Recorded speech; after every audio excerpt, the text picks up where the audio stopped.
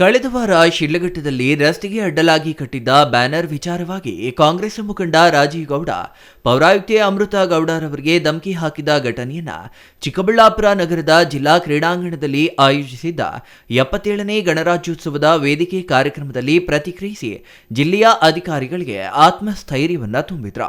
ಇದೇ ವೇಳೆ ಮಾಧ್ಯಮದವರೊಂದಿಗೆ ಮಾತನಾಡಿದ ಉನ್ನತ ಶಿಕ್ಷಣ ಸಚಿವ ಎಂಸಿ ಸುಧಾಕರ್, ಇತ್ತೀಚೆಗೆ ಶಿಡ್ಲಘಟ್ಟದಲ್ಲಿ ನಡೆದ ಘಟನೆ ನಮಗೆಲ್ಲ ನೋವು ತಂದಿದೆ. ಕಾನೂನಿನ ಚೌಕಟ್ಟಿನಲ್ಲಿ ಯಾವುದೇ ಅಧಿಕಾರಿಗಳು ಕರ್ತವ್ಯ ನಿರ್ವಹಿಸುತ್ತಿರುವವರನ್ನ ಆತ್ಮ ಗೌರವ, ರಕ್ಷಣೆ ಹಾಗೂ ಸ್ವಾಭಿಮಾನ ಪ್ರೋತ್ಸಾಹ ನೀಡುವ ಮೂಲಕ ಅವರಿಗೆ ಕೆಲಸವನ್ನ ಮಾಡಿಸಬೇಕು. ಅಧಿಕಾರಿಗಳಿಗೆ ಚ್ಯುತಿ ಬರುವಂತಹ ರೀತಿಯಲ್ಲಿ ಆತ್ಮಸ್ಥೈರ್ಯವನ್ನ ಕುಗ್ಗಿಸುವ ರೀತಿಯಲ್ಲಿ ಕೆಲಸಕ್ಕೆ ನಾವು ಯಾರೂ ಸಹಕಾರ ನೀಡುವುದಿಲ್ಲ. ಜಿಲ್ಲೆಯ ಎಲ್ಲ ಅಧಿಕಾರಿ ವರ್ಗದವರು ನಿರ್ಭಯವಾಗಿ ಕರ್ತವ್ಯವನ್ನ ಪಾಲನೆ ಮಾಡಿ ನಿಮ್ಮ ಜೊತೆಯಲ್ಲಿ ಜಿಲ್ಲೆಯ ಉಸ್ತುವಾರಿ ಸಚಿವರು ಹಾಗೂ ಜನಪ್ರತಿನಿಧಿಗಳು ನಿಮ್ಮ ಬೆಂಬಲಕ್ಕೆ ಇದ್ದಾರೆ ಎಂದು ಅಧಿಕಾರಿಗಳಿಗೆ ಧೈರ್ಯ ತುಂಬಿದ್ರು. ಸಂದರ್ಭದಲ್ಲಿ ಅದನ್ನು ಅನುಷ್ಠಾನ ಮಾಡಲಿಕ್ಕೆ ಸಾಧ್ಯ ಇಲ್ಲ.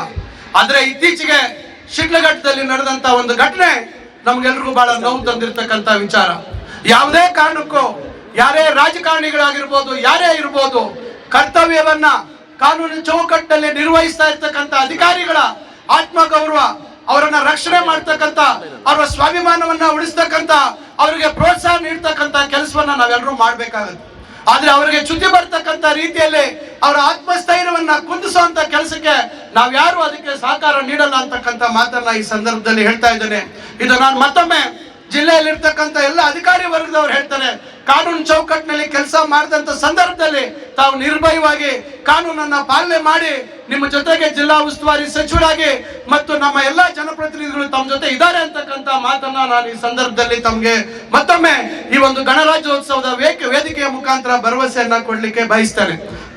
Thoudanahalli Ramesh, CTV news, Chikkaballapur.